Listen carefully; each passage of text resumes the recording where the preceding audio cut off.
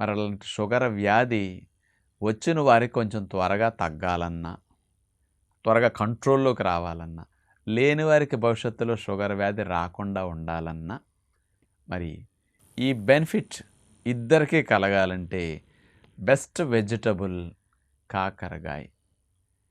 చాలామంది అంటారు చేదుగా ఉన్నవి తింటే షుగర్ తగ్గుతుందంట కదా అని.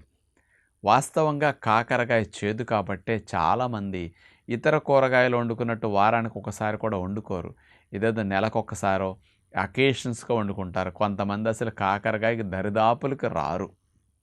కానీ కాకరకాయలో ఉండే ఔషధ గుణాలు షుగర్ వ్యాధి ఉన్నవారికి తగ్గించటానికి, లేని వారికి త్వరగా రాకుండా చేయటానికి అద్భుతంగా పనిచేస్తుందని సైంటిఫిక్‌గా ప్రూవ్ అయ్యి ఉందన్నమాట. మరి కాకరకాయలో ఉండే కెమికల్ కాంపౌండ్స్ ఏమిటి షుగర్ వారికి హెల్ప్ చేసేది? చారంటీ అనే ఒక కెమికల్ స్పెషల్‌గా ఇందులో ఉంటుంది.